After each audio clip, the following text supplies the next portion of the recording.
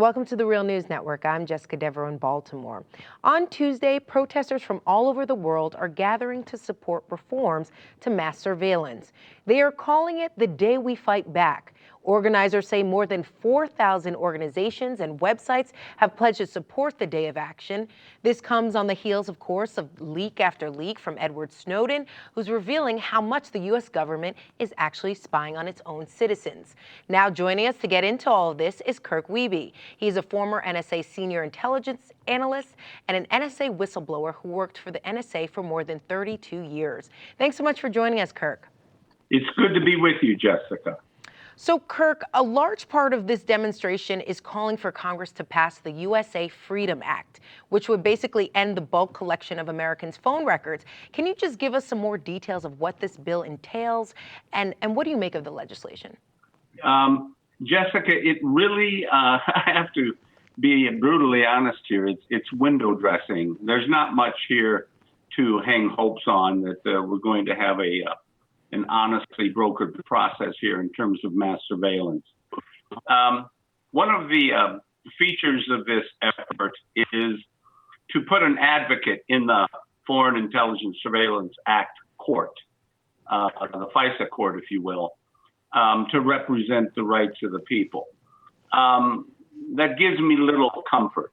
This is one individual who has to interpret what NSA tells them, and NSA is very capable of engaging in what we call techno speak, and I'm not sure anyone really knows what they're talking about sometimes. So I get minor comfort from that.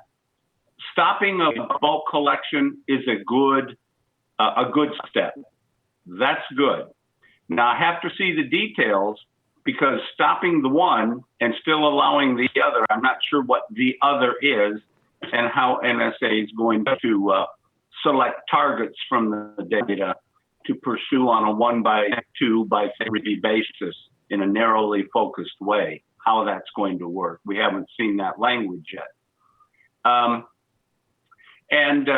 But increased reviews, a advocate for privacy, this gives me little comfort. You know, people don't realize NSA has essentially operated illegally. And when I say that, I mean unconstitutionally for 60% of its existence since it was first formed up to the present. In other words, it's been far more illegal than legal. And anyone who believes simple little window dressing steps like this is going to make a difference is really going to be grossly disappointed, and we're going to be right back in this mess again. The only thing that's going to fix this, Jessica, is direct access into NSA's databases by an independent group of hackers, techie types, people like Snowden, who know how to get into a network and look at things and verify that the data they're collecting and what they're doing with it complies with the laws of the Constitution of the United States. Also, Kirk, we should mention that this bill was proposed by Democratic Vermont Senator Patrick Leahy and Wisconsin Congressman Jim Sensenbrenner. And Sensenbrenner, he was actually a big advocate for the Patriots Act. So now that he's coming back and saying that we need to be regulating the NSA and other surveillance tactics more, what do you make of this? Some people might see this as just very political, that if your party's in power, civil liberties don't matter, and if they're not, then you should be really advocating for them. Well, you're absolutely right. And what I would be hopeful if even one person in Congress of some stature and wisdom would arise and say, look, and I think maybe Rand Paul and a few others have said this, but the government has no right whatsoever to collect the data from innocent people. We have a process called probable cause under the Fourth Amendment that is dictated and followed by our judicial system. It's the way we have done law for 200 plus years. That is what is right. And we must adhere to those principles, or regardless of politics, somebody's going to get into power and misuse this immensely powerful capability for their own political reasons. Remember, that's why we want to do it right. Trust is one thing, but just as Reagan told Gorbachev, we can trust, but we need to verify. Congress can trust, but it needs to verify that NSA is doing what it says it's doing. All right, and we have groups from all different spectrums, the political spectrum supporting this, right-wing groups, leftists. But I want to ask you, though, Kirk, about the real root issue here, because you have those who argue that it's essentially the U.S. government's role in the world as a hegemon, being what is happening right now. We have to really change our policies and our role in the world.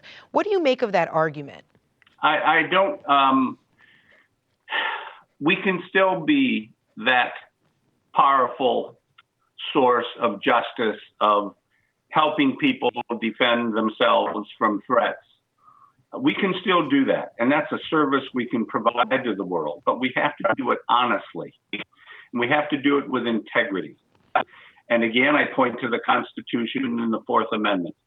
We cannot go looking at people's information if we do not have probable cause, a suspicion that they are involved in wrongful behavior. It is wrong to do. And if we are to garner the support of the world, the respect of the world, we need to ensure we adhere to that principle. So if you believe that the U.S. should have that role of being the global leader, how could they be doing a better job of protecting civil liberties and protecting themselves from imminent attacks? It goes to how NSA is actually doing the analysis process in terms of its networks, databases, computers, how they're aligned, and how they are using people to do the analytic job. I don't think it's very efficient the way it's currently set up. It's designed to find needles in haystacks, and what we need is equipment that will find the needles for you and bring them to your attention. And this is possible in this modern day and age of IT information technology.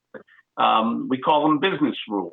I can tell through software, equipment, and systems to do certain things, and it can produce those things. You know, all these communications that NSA is collecting, Jessica, are not routed and handled and stamped and connected by people.